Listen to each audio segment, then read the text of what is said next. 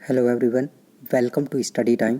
ROARO 2021 एवं PCS 2021 के लिए सामान्य अध्ययन की यहाँ पर टेस्ट सीरीज चल रही है और यहाँ पर हम हिस्ट्री की जो प्रैक्टिस सेट है वो कर रहे हैं। और आज 9th जो क्लास है, 9वीं क्लास है, और यहाँ पर हम टॉप 25 जर्नल स्टडीज़ के क्वेश्चन करते हैं जो PCS और IAS एग्ज़ाम में पूछे गए हैं या फिर पूछे जाने की संभावना है।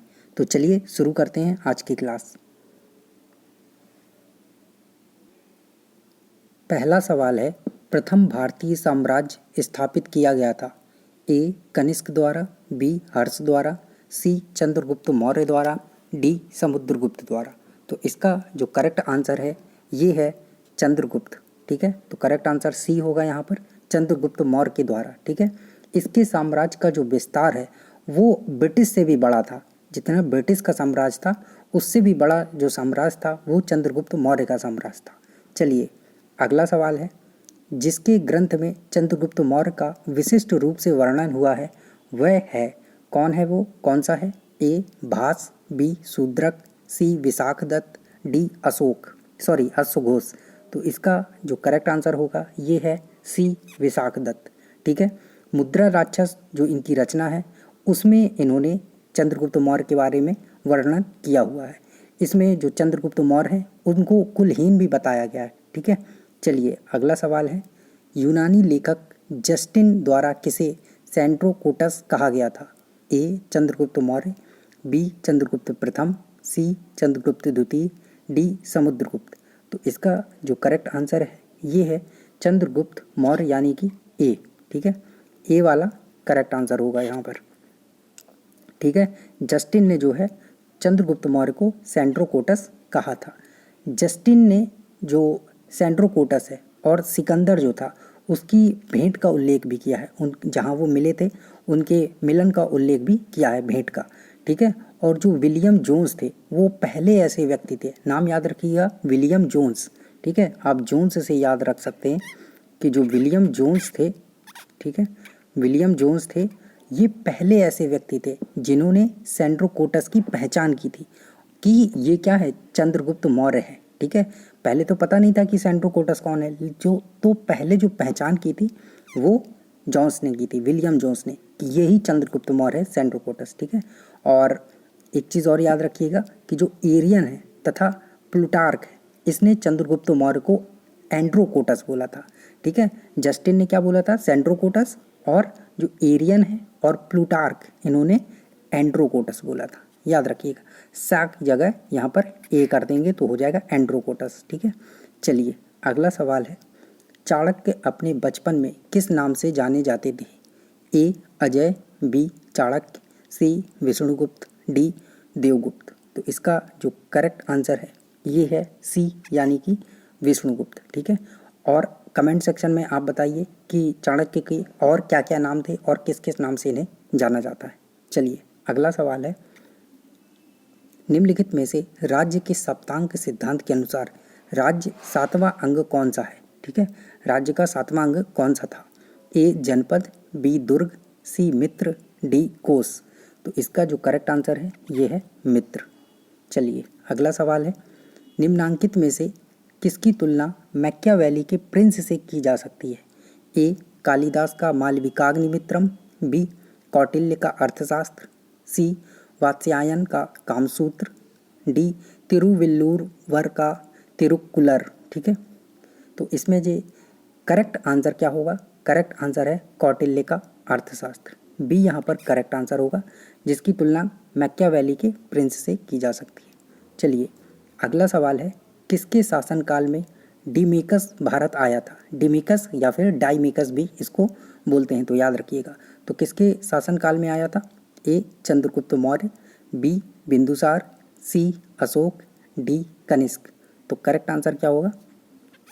B बिंदुसार। ठीक है, बिंदुसार के समय में, शासनकाल में, जो डिमेकस था या फिर डाइमेकस भी बोलते हैं इसको, ये भारत आया हुआ था।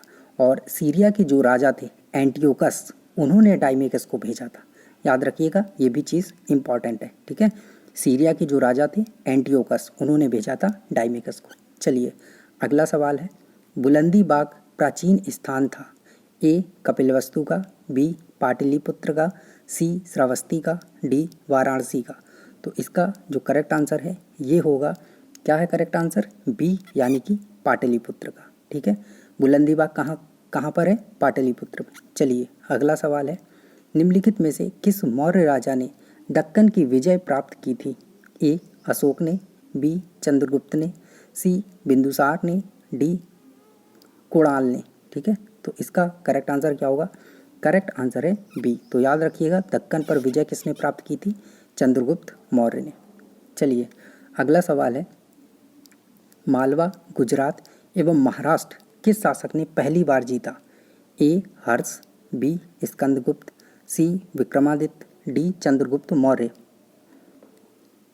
तो यहाँ पर इसका करेक्ट आंसर क्या होगा, करेक्ट आंसर है चंद्रगुप्त मौर्य, डी इसका करेक्ट आंसर होगा। ठीक है, चंद्रगुप्त मौर्य ने मालवा, गुजरात, महाराष्ट्र ये सब पहली बार जीता था। ठीक है, और सौराष्ट्र, अवंती इस पर भी चंद्रगुप्त मौर्य का अधिकार था। चलिए अगला सवाल है, अभिलेख जिससे यह प्रमाणित होता है कि चंद्रगुप्त का प्रभाव पश्चिम भारत पर था। पश्चिम भारत कहाँ पर, मतलब कि मालवा क्षेत्र, गुजरात, महाराष्ट्र ये सारी चीज़ें। ठीक है, और भी वहाँ पाकिस्तान तरफ की, उस तरफ भी, ईरान तरफ। ठीक है, तो किस उससे अभिलेख से पता चलता है, ए कलिंग का शिलालेख, बी अशोक का गिरनार शिलालेख, सी रुद्रदामन का जूनागढ़ शिलालेख, डी अशोक का सोपारा शिलालेख। तो करेक्ट आंसर क्या है, करेक्ट आंसर यहाँ पर होगा सी। ठीक है, रुद्रदामन का जूनागढ़ शिलालेख। ठीक है, ये करेक्ट आंसर है। इससे पता चलता है कि जो चंद्रगुप्त मौर्य था इसका जो अधिकार है पश्चिमी राज्यों पर भी था, पश्चिम में भी था। ठीक है, और इसी अभिलेख से हमें ये जानकारी भी मिलती है कि सिंचाई के लिए इन्होंने वहाँ पर बांध भी बनवाए थे। तो जब ये वहाँ के राजा होंगे तभी तो कुछ करेंगे वहाँ के लिए, तो वहाँ पर बांध का जो निर्माण है वो किया गया था सिंचाई के लिए। ये उल्लेख मिलता है कि चंद्रगुप्त मौर्य ने करवाया था। तो कहाँ से पता चलता है, रुद्रदामन का जूनागढ़ अभिलेख से। चलिए अगला सवाल है, सेल्यूकस जिनको अलेक्जेंडर द्वारा सिंध एवं अफगानिस्तान प्रशासक नियुक्त किया गया था को किस भारतीय राजा ने हराया था। ए समुद्रगुप्त, बी अशोक, सी बिंदुसार, डी चंद्रगुप्त। तो इसका करेक्ट आंसर क्या है, चंद्रगुप्त। ठीक है, चंद्रगुप्त ने क्या किया था, सेल्यूकस जिसको अलेक्जेंडर द्वारा सिंध एवं पाकिस्तान का प्रशासक नियुक्त किया गया था, तो सेल्यूकस को किसने हराया था, चंद्रगुप्त ने हराया था। और कब हराया था, तो 305 ईसा पूर्व में हराया था। तो जो तिथि है ये भी याद रखिएगा, 305 ईसा पूर्व में। ठीक है, चलिए अगला सवाल है, निम्न में से कौन सा क्षेत्र अशोक के साम्राज्य में सम्मिलित नहीं था। ए अफगानिस्तान, बी बिहार, सी श्रीलंका, डी कलिंग।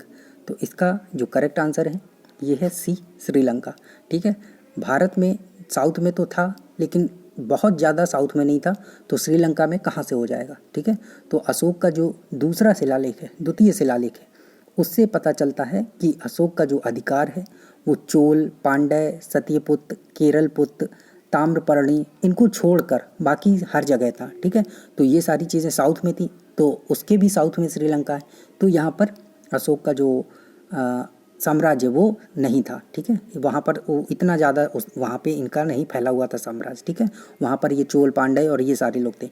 तो श्रीलंका में अशोक का साम्राज्य नहीं था, और ये बात हमें पता चलती है अशोक के दूसरे शिलालेख से। ठीक है, ये भी याद रखिएगा। चलिए अगला सवाल है, भारत का प्रथम अस्पताल एवं औषधि बाग निर्माण करवाया था। ए अशोक ने, बी चंद्रगुप्त मौर्य ने, सी भगवान महावीर ने, डी धन्वंतरी ने। तो इसका जो करेक्ट आंसर है ये है अशोक, यानी कि ए इसका करेक्ट आंसर होगा। अशोक ने क्या करवाया था, अस्पताल बनवाए थे, औषधि बाग बनवाया था, और पशु पक्षियों के साथ साथ इंसानों के लिए, पशु पक्षियों के लिए, इन सभी के लिए ये अस्पताल बनवाया था। और अशोक ने पशु पक्षियों के वध पर भी प्रतिबंध लगा दिया था। तो आपसे क्वेश्चन पूछा जा सकता है कि किसने पशु पक्षियों के वध पर प्रतिबंध लगाया था, वध पर प्रतिबंध किसने लगाया था, तो अशोक ने। ठीक है, चलिए अगला सवाल है, अशोक ने बौद्ध होते हुए भी हिंदू धर्म में आस्था नहीं छोड़ी थी, इसका प्रमाण क्या है। ए तीर्थयात्रा, बी मोक्ष में विश्वास, सी देवनाम प्रिय की उपाधि, डी पशु चिकित्सालय खोले। तो पशु चिकित्सालय से क्या पता चलेगा कि ये हिंदू है कि मुस्लिम है, कोई भी खोल सकता है, कि बौद्ध है कि क्या है। ठीक है, मोक्ष में विश्वास करना, तीर्थ यात्रा, तो इनसे क्या पता चलेगा? तो करेक्ट आंसर इसका है सी। ठीक है, देवनाम प्रिया की उपाधि। ठीक है, इससे पता चलता है देवनाम प्रिया मतलब देवताओं का प्रिय। इस उपाधि को इसने नहीं छोड़ा था। ठीक है, तो इससे पता चलता है कि बौद्ध होते हुए भी इसकी जो है हिंदू धर्म में आस्था थी। चलिए अगला सवाल है, निम्नलिखित में से किस स्रोत में अशोक के राज्यकाल में तृतीय बौद्ध समिति होने का उल्लेख मिलता है? नंबर 1 अशोक के अभिलेख, दूसरा दीपवंश, तीसरा महावंश, चौथा दिव्यावदन। तो इसका करेक्ट आंसर जो है वो होगा बी, यानी कि 2 और 3, 2 और 3, दीपवंश और महावंश। इससे पता चलता है कि अशोक के राज्यकाल में जो तीसरी बौद्ध समिति थी वो हुई थी। और आप कमेंट सेक्शन में बताइए कि जो तीसरी बौद्ध समिति थी या संगीति थी ये कहाँ पर हुई थी, किस जगह पर हुई थी। वीडियो को पॉज करिए और कमेंट सेक्शन में आंसर दीजिए। और आपको एक चीज़ पता होना चाहिए कि जो तीसरी बौद्ध संगीति थी इसकी अध्यक्षता किसने की थी? मोगालीपुत्र तिस्स, इन्होंने इसकी अध्यक्षता की थी। ठीक है, तो तिस्स से भी आप याद रख सकते हैं कि तिस्स ने क्या की थी, इसकी अध्यक्षता की थी तीसरी बौद्ध संगीति। ठीक है, और कहाँ पर हुई थी ये आप कमेंट सेक्शन में बताइए। पिछली क्लास में आपको पढ़ाया जा चुका है, बताया जा चुका है। चलिए अगला सवाल है, रज्जुक थे, रज्जुक कौन थे? ए चोल राज्य में व्यापारी, बी मौर्य शासन में अधिकारी, सी गुप्त साम्राज्य में सामंत वर्ग, डी शक सेना में अधिकारी। तो इसका करेक्ट आंसर है मौर्य शासन में अधिकारी, यानी कि बी इसका करेक्ट आंसर होगा। मौर्य शासन में ये अधिकारी थे। ठीक है, और ये अपने चौथे स्तंभ लेख से ये पता चलता है कि क्या थे, रज्जुक जो है मौर्य शासन में अधिकारी थे। ठीक है, और ये क्या काम करते थे? तो इनका जो काम था राजस्व तथा न्याय दोनों क्षेत्रों में इन्हें अधिकार प्राप्त था। ठीक है, रज्जुक को तो राजस्व भी वसूलते थे और न्याय क्षेत्र दोनों में इनको अधिकार प्राप्त था। चलिए, और याद रखिएगा कि मौर्य शासन में ये अधिकारी थे रज्जुक। अगला सवाल है, सार्थवाह किसे कहते थे? ए दलालों को, बी व्यापारियों के काफिले को, सी महाजनों को, डी तीर्थयात्रियों को। तो इसका जो करेक्ट आंसर है ये है बी व्यापारियों के काफिले को। तो व्यापारियों का जो काफिला जाता था, ठीक है, उसे क्या बोलते थे? सार्थवाह। चलिए अगला सवाल है, निम्नलिखित में से कौन सा अधिकारी मौर्य प्रशासन का भाग नहीं था? तो इनमें से कौन सा जो है मौर्य प्रशासन का भाग नहीं था? ए अग्रहारिक, बी युक्त, सी प्रादेशिक, डी राजुक। तो राजुक तो अभी आपने पीछे पढ़ा है ना, पीछे पढ़ा है कि ये था, तो कौन नहीं था? तो इसका जो करेक्ट आंसर है ये है अग्रहारिक, यानी कि ए यहाँ पर करेक्ट आंसर हो जाएगा। ए जो है अग्रहारिक, ये मौर्य प्रशासन में भाग नहीं था इसका, मौर्य प्रशासन का। ठीक है, अशोक का जो तीसरा शिलालेख है, कौन सा शिलालेख? तीसरा शिलालेख।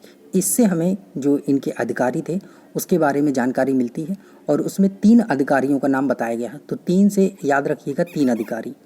एक तो राजुक जो आपको यहाँ दिया हुआ है, दूसरा है युक्त जो यहाँ दिया हुआ है, ठीक है, तीसरा है प्रादेशिक जो यहाँ दिया है।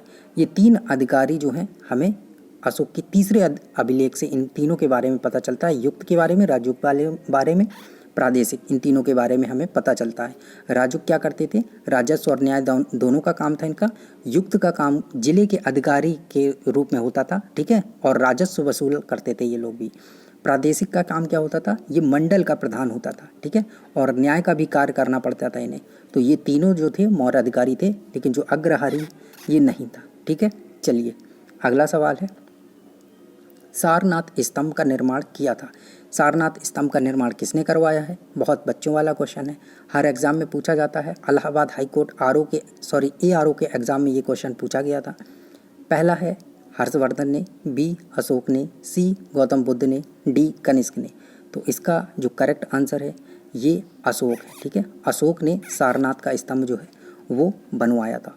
और एक चीज़ और पता होनी चाहिए इम्पॉर्टेंट, कि मौर्य युगीन जितने भी स्तंभ बने हैं, मौर्य युग के जितने भी स्तंभ हैं, सभी स्तंभ जो हैं वो चुनार के बलुआ पत्थरों से बने हुए हैं। तो एग्जाम में क्वेश्चन आपसे पूछ सकता है कि किस पत्थर से बने हुए हैं, ठीक है, संगमरमर से या कैसे, कोई भी ऑप्शन दे सकता है। तो आपको पता होना चाहिए कि चुनार के बलुआ पत्थर से बने हुए हैं और इनके सारे अभिलेख। ठीक है, चलिए अगला सवाल है, निम्नलिखित में से किसे सर्वश्रेष्ठ स्तूप मानते हैं? सबसे अच्छा जो स्तूप है वो कौन सा है? ए अमरावती, बी बरहुत, सी सांची का स्तूप, डी सारनाथ। ठीक है, तो करेक्ट आंसर क्या होगा इसका? करेक्ट आंसर है सांची। ठीक है। सांची के स्तूप को क्या किया जाता है, माना जाता है सर्वश्रेष्ठ स्तूप माना जाता है। और ये किसने बनवाया था, तो ये भी अशोक ने बनवाया था। तो सारनाथ भी अशोक ने बनवाया था, सांची भी अशोक ने बनवाया था, ठीक है। और सांची कहाँ है ये आप कमेंट सेक्शन में बताइए। अगला है भरूच, तो आपको भरूच भी पता होना चाहिए। ये कहाँ है, ये मध्य प्रदेश के सतना में, ठीक है। और इन दोनों की जो खोज है ये किसने की थी, अलेक्जेंडर कनिंघम ने की थी। तो आपको कनिंघम याद रखना है, ठीक है, कनिंघम याद रखना है, ठीक है, ठीक है। कनिंघम याद रखिए, अलेक्जेंडर कनिंघम ने इन दोनों की खोज की थी, सांची की और भरूच, इन दोनों की खोज की थी। दोनों मध्य प्रदेश में, इतना आपको बता दिया है। भरूच सतना में, सांची कहाँ पर है, वीडियो को पॉज करिए, कमेंट सेक्शन में आप आंसर दीजिए, ठीक है। और अब बात करते हैं अमरावती की। तो अमरावती ये कहाँ है, आंध्र प्रदेश में, और ये कृष्णा नदी के दाहिने तट पर स्थित है ये स्तूप, ठीक है। ये सभी यहाँ स्तूप ही दिए गए हैं आपको, ठीक है, दाहिने तट पर है। और कॉलिन मैकेंजी ने 1797 ईस्वी में इसकी खोज की थी, ठीक है। तो ये भी याद रखिएगा, इसको किसने खोजा था, किसने, कॉलिन मैकेंजी। तो नाम याद रखिएगा मैकेंजी से, ठीक है, मैकेंजी से नाम याद रखिएगा, ठीक है, कि मैकेंजी ने अमरावती के स्तूप की खोज की थी। सांची और इसके भरूच के स्तूप की खोज किसने की थी, अलेक्जेंडर कनिंघम ने, ठीक है। चलिए अगला सवाल, अगला सवाल है निम्नलिखित में से किस, ये तो हो गया क्वेश्चन। अगला है सूची 1 को सूची 2 से सुमेलित कीजिए तथा नीचे दिए गए कूट से सही उत्तर चुनिए। पहला सूची 1 दिया है, दूसरा सूची 2 दिया है। तो पहले में दिया है कौशाम्बी, कुशीनगर, सारनाथ, श्रावस्ती। स्मारक यहाँ पर बने हैं धमेक स्तूप, घोषताराम मठ, रानाभर स्तूप, सहेत महेत। तो इसका जो करेक्ट आंसर है ये होगा सी, ठीक है। यहाँ पर आपको सी दिख रहा है, सी करेक्ट आंसर होगा, यानी कि 2 3 1 4, ठीक है, 2 3 1 4। तो पहले का दूसरा होगा, कौशाम्बी में घोषिताराम मठ है, ठीक है। दूसरे का बी का क्या होगा, 3 होगा, यानी कि रानाभर, कुशीनगर में रानाभर स्तूप है। तीसरे का पहला होगा, सारनाथ कहाँ है, सारनाथ धमेक स्तूप है, ठीक है। और चौथा होगा श्रीवस्ती में सहेत महेत, ठीक है। तो ये यहाँ पर करेक्ट आंसर होगा 2 3 1 4। चलिए अगला सवाल है, अशोक के शिलालेखों में प्रयुक्त भाषा है, भाषा कौन सी है, ए संस्कृत, बी प्राकृत, सी पाली, डी हिंदी। तो भाषा जो यूज़ की गई है अशोक के शिलालेखों में ये है प्राकृत भाषा, ठीक है। भाषा कौन सी है, प्राकृत। लेकिन आपको जो इसकी लिपि है वो भी पता होनी चाहिए। तो लिपि कौन सी है, लिपि ब्राह्मी लिपि यूज़ हुई है, ठीक है। तो ये याद रखिएगा, कभी आपसे लिपि भी पूछ सकता है कि कौन सी लिपि में यूज़ किया गया है, कौन सी लिपि यूज़ की गई है।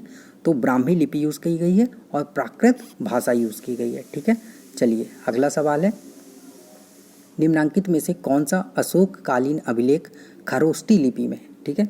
अशोक ने इतने अभिलेख बनवाए हैं तो उसमें से कुछ क्या है, खरोष्टी लिपि में भी है। ब्राह्मी लिपि में अभी पिछले क्वेश्चन में बताया है कि ब्राह्मी लिपि में बनाए गए हैं अशोक के अभिलेख जो हैं, लेकिन कुछ क्या है खरोष्टी लिपि में भी है। तो कौन से हैं, ए कालसी, बी गिरनार, सी सहबाजगढ़ी, डी मेरठ। तो इसका जो करेक्ट आंसर है ये है सहबाजगढ़ी, ठीक है। और एक चीज़ याद रखिए कि अशोक के ऐसे 2 अभिलेख हैं, मात्र कितने अभिलेख हैं, 2 अभिलेख हैं, जो क्या हैं, इनकी लिपि ब्राह्मी नहीं है बल्कि खरोष्टी है, ठीक है। और पहला तो आपने सहबाजगढ़ी देख लिया है, दूसरा है मानसेहरा, ठीक है। दूसरा क्या है,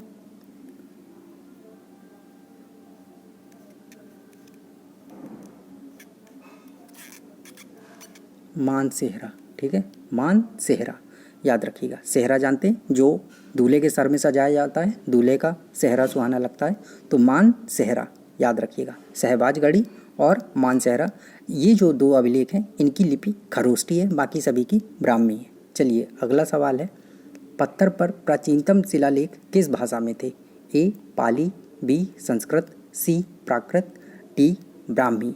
तो इसका जो करेक्ट आंसर है ये क्या है, प्राकृत। पत्थर पर प्राचीनतम शिलालेख किस भाषा में थे, प्राकृत भाषा में पाए गए हैं। चलिए अगला सवाल है, ब्राह्मी लिपि का प्रथम उद्वाचन किस पर उत्कीर्ण अक्षरों से किया गया है, ए पत्थर की पट्टियों पर, बी मोहरों पर, सी स्तंभों पर, डी सिक्कों पर। तो इसका जो करेक्ट आंसर है ये है ए पत्थर की पट्टियों पर, ठीक है, याद रखिएगा पत्थर की पट्टियों पर। तो ये थे आज के क्वेश्चन।